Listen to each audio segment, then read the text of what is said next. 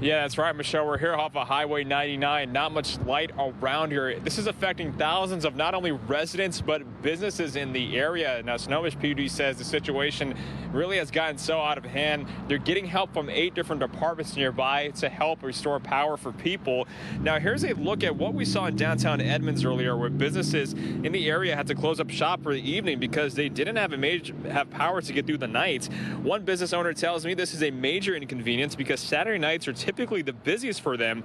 Now, here in Linwood, we even saw traffic backups because of the outages and many residential areas in the dark. One family we spoke with who hasn't had power since last night says the biggest challenge they've been facing throughout the night is dealing with the cold.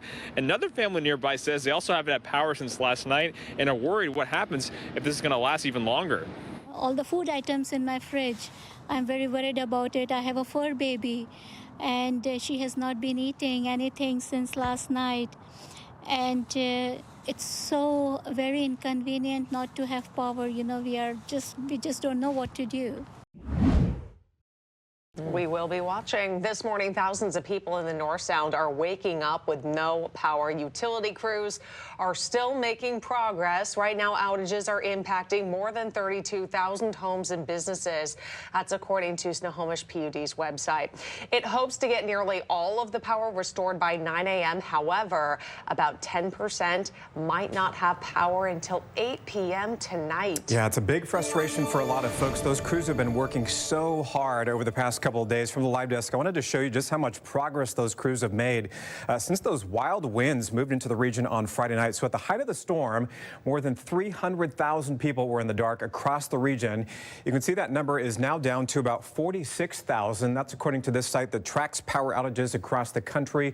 The vast majority of outages, as you heard Kelly just mention, is in Snohomish County.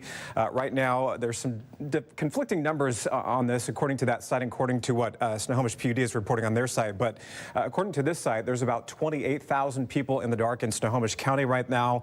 The other significant outages that we're seeing is in Jefferson County, about 1,500 people in the dark there this morning. Priority for utility crews is getting the lights on at local schools. Several schools in the North Sound impacted by the outages.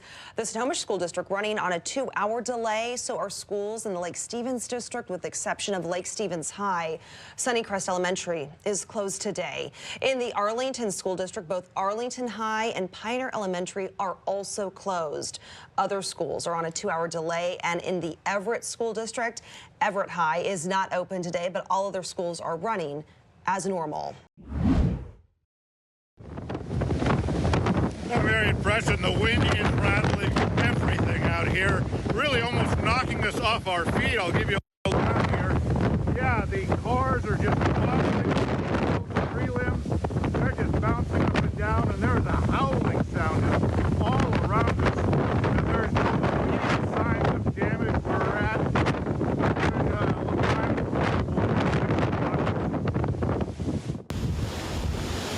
Rain and wind are making a return to the Everett waterfront, and the force of this storm is expected to build. We don't care for the wind. Bill Livermore says he's glad the Northwest doesn't often see the destructive winds that rip through places like Florida, but big storms remind him of the hazards. But when you hear it howling around your house, you feel like that could happen, yeah.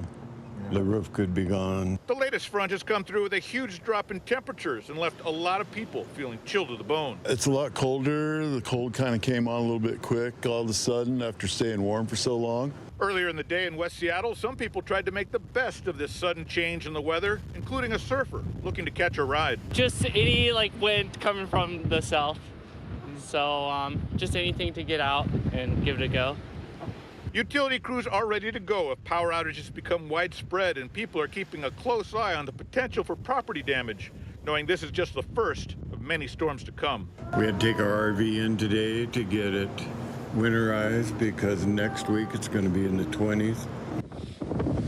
Hi, everyone. I'm Preston Phillips from KOMO News. Thanks for checking out the KOMO YouTube channel. You can see more of our videos right here by clicking on the video links for more news from the Seattle area and Western Washington. Oh, and don't forget to click the subscribe button below so you don't miss our YouTube updates.